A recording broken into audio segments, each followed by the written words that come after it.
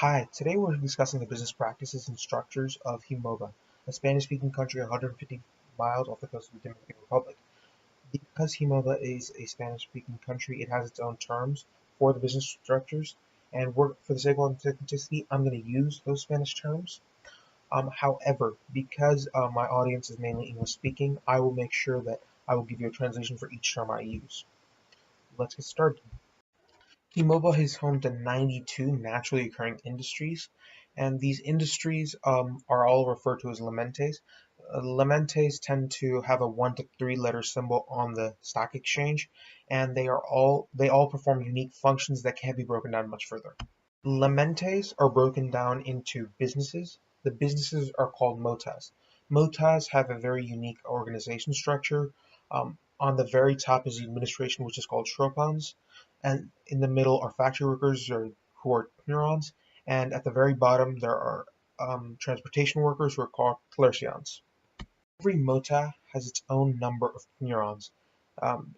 As long as that number of neurons doesn't get too high, that doesn't become that much of an issue. However, when that number does tend to get high, companies do decay. In Hemoba, the lamente a mota belongs to is determined by the number of tropons. It's just a unique system there. While neurons and tropons stay in HQ, clercions move in a radius around HQ to do their roles. However, because of this, it's said that in Hemoba that it's impossible to know exactly where a clercion is at any given time. In Hemoba, lamente are usually very specialized in the tasks they perform. Because of that, it's very rare for a lamente to create a finalized product on its own. Very often, lamente work together to create a better final product. Before we discuss how lamente work together, we have to understand clercions. Clercions are ranked by their autonomy. Usually, less autonomous clercions are closer to HQ, while more autonomous clercions are farther away from HQ. Clercions work in concentric rings around HQ.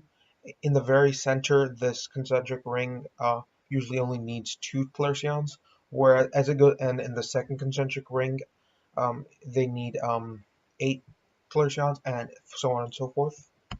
The concentric rings I just mentioned are called baritols. The clercions in the outermost baritol of most lamente are referred to as levense clercions, and these have a very important role when it comes to lamente working together. When two lamente work together, it's called a compoundon. Compundons are formed due to a very interesting idea. Every lamente wants to fill its outermost baritol. Compundons are formed when lamente take advantage of this to in some way fill their outermost baritol by using the other lamente's clercions. There's 2 ways in which a lamente can fill its outermost baritol through a compundon. The first way is a Locavent bond. In a Locavent bond, the clercions are shared between the lamente that are involved in the bond. When sharing clercions, there's 2 ways that very often the lamente share the clercions. One of the ways is called a low-par Locavent bond, and the other is a non-low-par Locavent bond. In a low-par Locavent bond, essentially the clercions are shared evenly, and both the lamente involved all get equal access to the clercions.